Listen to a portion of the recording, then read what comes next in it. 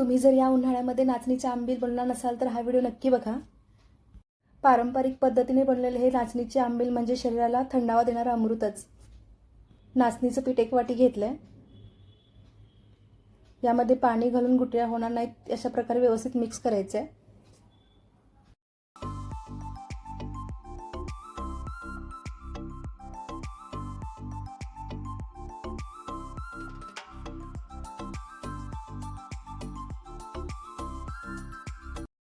हे जे मिश्रण आहे ते 3 ते 4 तास आंबण्यासाठी भिजायला ठेवायचं। शक्यतो सकाळी नाश्त्याला आंबील बनवणार असाल तर रात्रीच आंबायला ठेवायचं।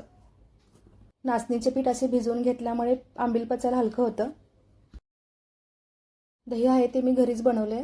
गिर गाईचं दूध असल्यामुळे थोडंसं पिवळसर दिसते। याचं ताक बनवूयात।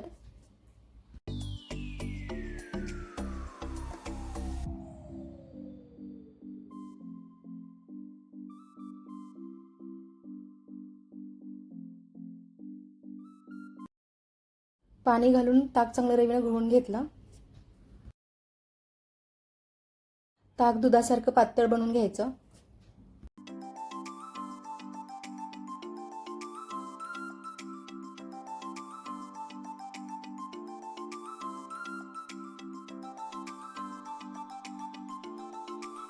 पीठ छान भिजले, आता हे शिजवून घ्यायचं।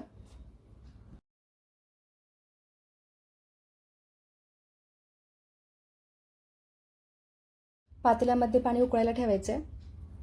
1 वाटी नाचणीचं पीठ होतं तर 3 वाट्या पाणी घालायचं।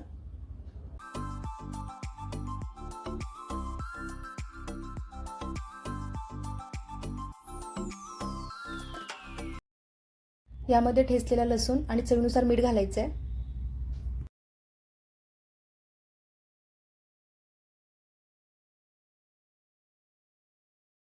पाण्याला चांगली उकळी द्यायची। पाणी उकळलं की गॅस बारीक करायचा आणि भिजलेले जे नाचणीचं मिश्रण आहे ते हळूहळू पाण्यामध्ये सोडायचं। एकसारखं ढवळत राहायचं आहे जेणेकरून गुठळ्या होणार नाहीत। मिश्रण घट्ट होईपर्यंत चांगलं शिजवून घ्यायचं आहे।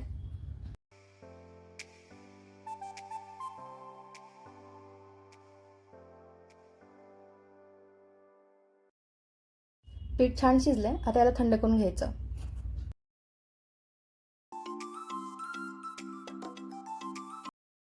शिजवलेलं पीठ आहे ते पूर्णपणे थंड करून घेतलंय।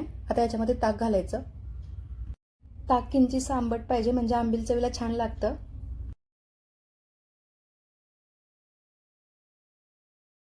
ताक पिठामध्ये व्यवस्थित मिक्स करून घ्यायचं।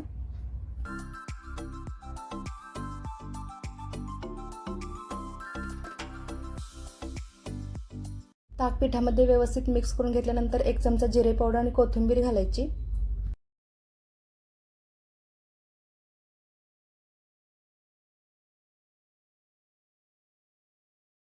नाचणीचं आंबील तयार झालंय। आंबील शरीराला थंडावा देते, पचन सुधारते आणि चवीला तर एकदम भारी लागते।